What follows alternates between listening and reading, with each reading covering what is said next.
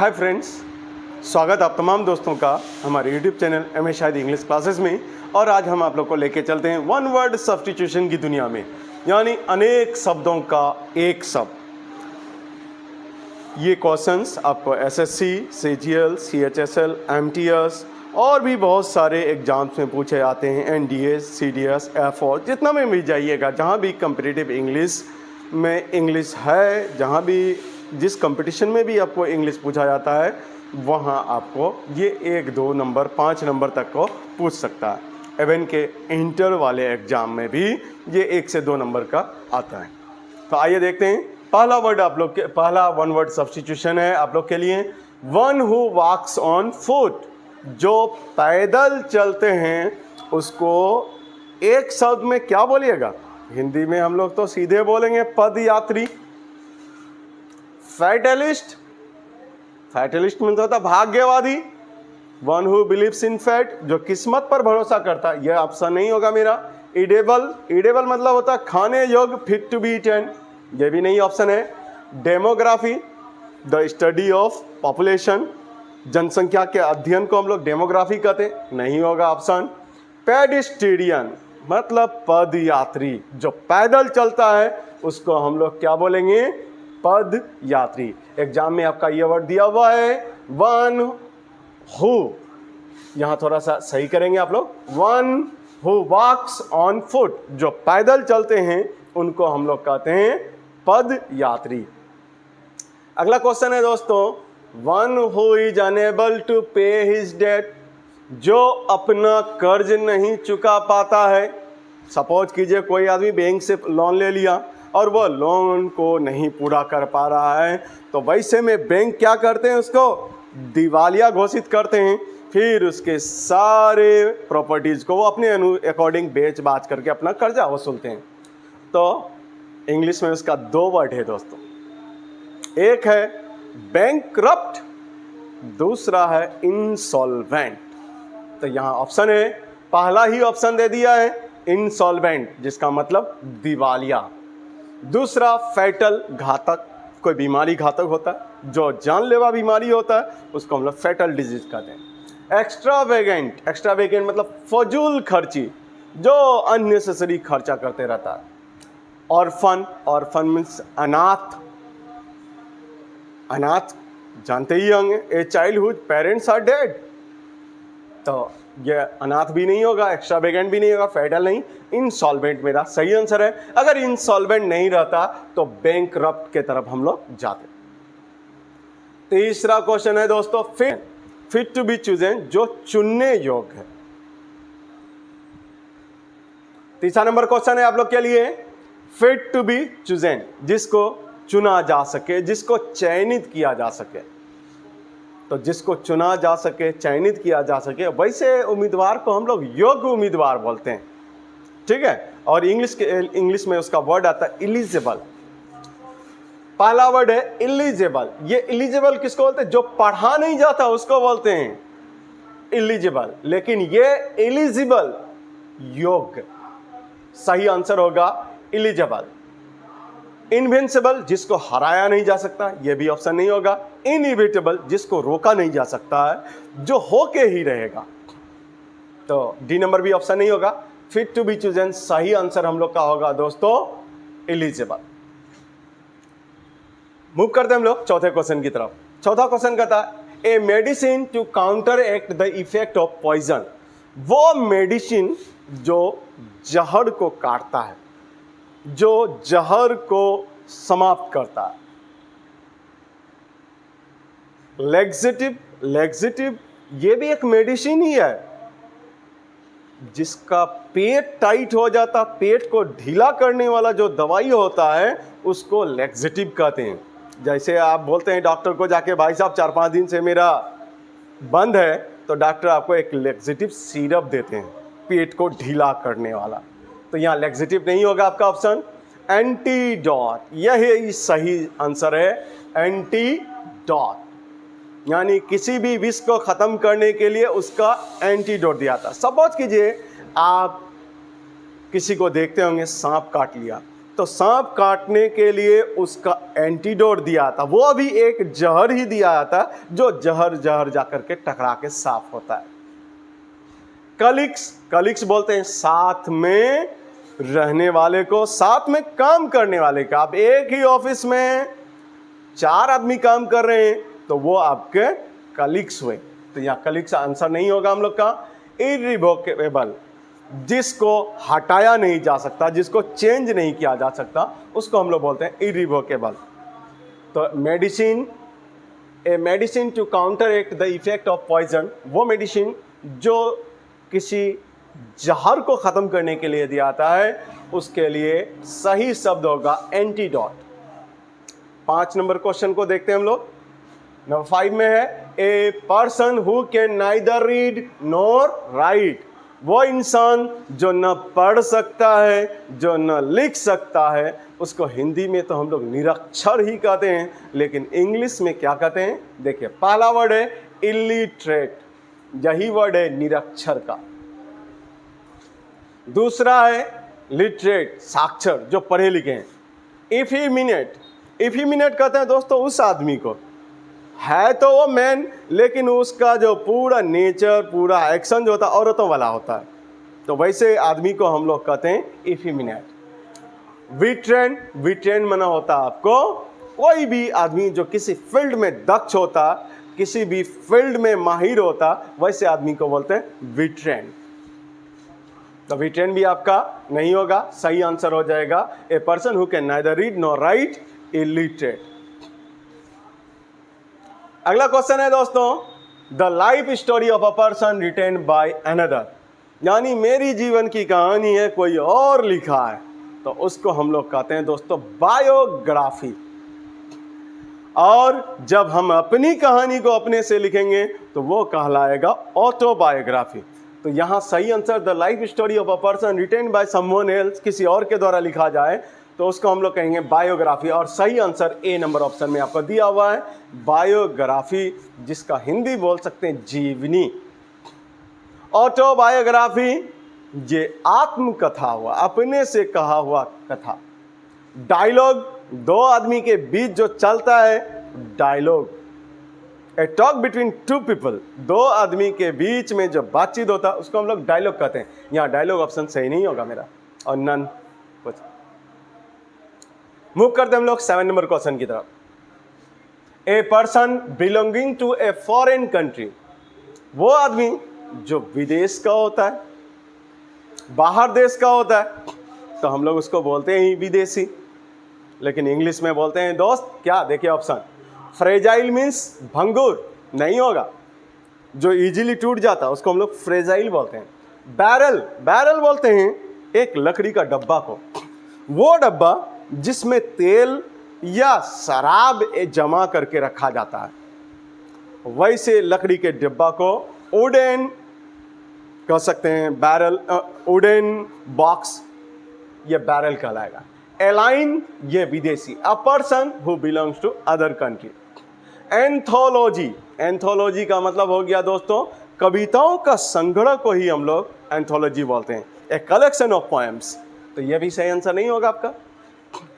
One who knows everything, जो हर चीज को जानते हैं, जो हर चीज को जानते हैं क्या कहलाते हैं? सर्वज्ञानी।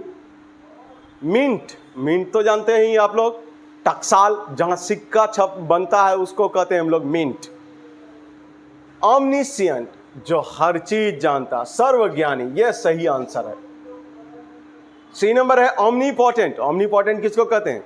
जो सबसे ज्यादा शक्तिशाली होता उसको हम लोग बोलते हैं ऑमनीपोटेंट। और इंग्लिश में अगर यह पूछेगा तो one who is all powerful, ऑमनीपोटेंट।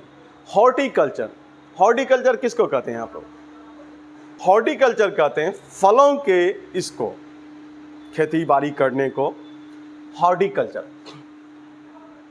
फल की खेती बाड़ी करना हॉर्टिकल्चर कहलाता है। A child whose parents are dead, एक बच्चा जिसके माँ बाप मरे हुए रहते हैं, वैसे बच्चे को हम लोग अनाथ कहते हैं। तो यहाँ ऑप्शन है फ्रेंचाइज तो नहीं होता, ये फ्रेंचाइज बोलते हैं लीगल का अथॉरिटी टू कास्ट वोट, यानी वोट डालने के अधिकार को हम लोग बोलते हैं फ्रेंचाइज, मताधिकार। विडो, विडो उनको बोलते हैं, उस औरत को बोलते हैं जिनके हस्बैंड डेड किया कर जाते हैं। एक्वेरियम, एक्वेरियम बोलते हैं मछली घर जिसमें मछली रखते हैं। ऑर्फन, अनाथ। तो यहाँ ऑप्शन क्या बोल रहा था, a child whose parents are dead क्या कहलाएगा, ऑर्फन, अनाथ। अगला क्वेश्चन है दोस्तों, an obsessive desire to set fire to think, यानी कुछ लोग ऐसे होते हैं उसको कुछ करने का एकदम पागलपंती छाया हुआ रहता है, जब तक उस काम को करेगा नहीं उसको चैन नहीं मिलेगा, वो काम करने का पागलपन। तो वैसे ही एक मेनिया है, पागलपंती। कह रहा कि किसी भी चीज को आग लगा देने का जो धुन सवार रहता या पागलपंती सवार रहता, उसको हम लोग इंग्लिश में क्या बोलते हैं। तो पहला है क्लेप्टोमेनिया। दोस्तों क्लेप्टोमेनिया का मतलब हुआ चोरी करने का पागलपन। जब तक वो चोरी नहीं करेगा ना उसको जान में चैन नहीं मिलेगा। लोगोमेनिया, इस बीमारी से तो बच के रहिएगा। लोगोमेनिया जिस आदमी को है भैया 1 मिनट के लिए भी चुप नहीं रहेगा। अभी मेरा मजबूरी समझिएगा, हमको लोगोमेनिया नहीं दीजिएगा क्योंकि अभी हमको बोलना है, समझाना है, इसलिए थोड़ा सा हम बोल रहे हैं। लेकिन लोगोमेनिया जिसको भी होता है दोस्तों, वो मुंह कभी चुप ही नहीं रहेगा, कह सकते हैं बोलने की बीमारी। डिस्पोमेनिया ऑप्शन है दोस्तों, डिस्पोमेनिया। डिस्पोमेनिया बोलते हैं पीने का पागलपन। जैसे किसी कोई आदमी शराबी होता है ना, उसको ये धुन रहता है, एकदम शराब पीने का पागलपंती छाया हुआ रहता है। अगला ऑप्शन है पायरोमेनिया। पायरोमेनिया का मतलब हुआ कि वो पागलपन जिसके तहत किसी भी चीज को वो आग लगाने पर तुला हुआ रहता, और जहां मिलेगा वो लगा देगा। ये होता आग लगाने का पागलपन, पागलपंती। ऑब्सेसिव डिजायर टू राइट, एकदम खाली उसको लिखने का ही मन करेगा। वो पागलपंती जो लिखने का छाया रहता, लिखने का पागलपंती बोल सकते हैं उसको। यहां क्या दिया है, ग्राफोमेनिया। ग्राफोमेनिया मतलब होता है लिखने का पागलपन, यही इसका सही ऑप्शन। अगला है दोस्तों एंग्लोफोबिया। यहां एंग्लो ANGL होगा, एंग्लोफोबिया। ये फोबिया यार डर कहलाता। इंग्लिश से डर, इंग्लिश बोलने, इंग्लिश लिखने, या इंग्लैंड से डर, यानी कि इंग्लिश नाम से ही उसको डर रहेगा, एक किस्म का उसके प्रति जो है मन में नफरत रहेगा, उससे भागने का। तो उसको कहेंगे हम लोग एंग्लोफोबिया। ये बिल्कुल नहीं होगा। एग्रोफोबिया। एग्रोफोबिया मतलब होता है काम का भय, जहां काम देखा तबीयत खराब। पायरोफोबिया, ये आग से डर को कहते हैं हम लोग, पायरोफोबिया। तो सही आंसर हो गया ऑब्सेसिव डिजायर टू राइट। लिखने का जो पागलपंती रहता है उसको कहते हैं हम लोग ग्राफोमेनिया। बहुत सब लड़का को देखिएगा ना, क्लास आता तो बेंचे में लिखता, वो ग्राफोमेनिया है। एवन के दोस्त कहीं ऐसे जगह गया जो इंपॉर्टेंट काम करने गया, बैठ के कर रहा लेकिन वो दीवार पे लिख रहा, उसको ग्राफोमेनिया है। समझ गए हम किस तरफ इशारा किए हैं, जरूर समझे होंगे। One who is all powerful, जो सबसे ज्यादा शक्तिशाली होता है उसको कहते हैं ऑमनीपोटेंट। ऑप्शन दिया है ओमनीप्रेजेंट, तो ओमनीप्रेजेंट तो वो जो हर जगह मौजूद रहते हैं उसको हम लोग कहते हैं omnipresent. One who is present everywhere is known as omnipresent, but your answer is omnipotent. आपका सही आंसर है one who is all powerful, जो सबसे ज़्यादा शक्तिशाली है उसको हम लोग कहेंगे ओमनीपोटेंट। शुद्ध हिंदी हुआ इसका सर्वशक्तिमान। ओमनिशियंट, ओमनिशियंट जो सब कुछ जानता, सर्वज्ञानी। पेनासिया, पेनासिया कहते हैं यार रामबाण को, हर बीमारी का एक इलाज। ये नहीं होगा। रिमेडी फॉर ऑल, आ गया क्वेश्चन आपका। हर बीमारी की एक दवा, हर बीमारी की एक इलाज, जिसको हम लोग कहते हैं पेनासिया। तो पहला है मोब। मोब मतलब होता भीड़। ऐसे लोगों की भीड़ जो कहिए उसके अंदर पागलपंती छाया रहता, किसी चीज को तोड़ फोड़ हिंसा उनसा फैलाने का, जो एक साथ जमा होकर के चलते हैं, पागल के तरह भीड़ चलता है, तो वो ऐसे भीड़ को हम लोग इंग्लिश में बोलते हैं मॉब। प्रीफेस मतलब होता है जैसे कोई किताब हुआ तो किताब का पहला जैसे पेज पलटिएगा तो वहाँ आपका किताब किस किस बिंदु पर चर्चा किया है वो आपका प्रीफेस कहलाता है। पेनाशिया, ये आपका सही आंसर है रिमेडी फॉर ऑल का। वर्डिक मतलब इंसाफ होता है जो आपको अदालत से देता। ए पीरियड ऑफ 2 वीक, 2 सप्ताह के अवधि को हम लोग क्या कहते हैं? ऑप्शन देखें, इपीटाफ। इपीटाफ तो वो नहीं होता। इपीटाफ कहते हैं कोई आदमी मर जाते हैं उसके कब्र पे कुछ लिख देते हैं, उसका कब्र पे जो लिखते हैं वो स्तंभ लेख इपीटाफ कहलाता है। लेकिन फोर्टनाइट, ये 2 सप्ताह के काल को हम लोग फोर्टनाइट बोलते हैं। वॉयज, सी जर्नी, समुद्री यात्रा को वॉयज बोलते हैं। रेटिसेंट, कम बोलने वाला, one who is reserved in speaking, यह भी ऑप्शन नहीं होगा। अगला क्वेश्चन है दोस्तों, a person who believes in God, वो व्यक्ति जो ईश्वर पर विश्वास करता है, ऐसे व्यक्ति को हम लोग आस्तिक बोलते हैं, और जो विश्वास नहीं करता है नास्तिक बोलते हैं। लेकिन इंग्लिश देख लीजिए, थीस्ट। थीस्ट मतलब होता आस्तिक जो गॉड पर भरोसा करते हैं। अथीस्ट हो गया आपको नास्तिक जो विश्वास नहीं करते हैं। इलिटरेट, अनपढ़ जो न लिख सकता है न पढ़ सकता। लिटरेट जो शिक्षित। तो सही आंसर होगा थीस्ट। अगला है दोस्तों, words written on a tombstone in the memory of the person who has died. कहते एक आदमी जब मर जाते हैं कब्र में वो लेटे हुए रहते हैं और उसकी याद में उसके कब्र पे एक स्टोन पे उसके बारे में कुछ लिखते हैं तो वो कहलाता आपका एपिटाफ। ऑप्शन में है बायोग्राफी, बिल्कुल नहीं। आत्मकथा तो ये जीवनी तो नहीं होगा। ऑटोबायोग्राफी, आत्मकथा नहीं होगा।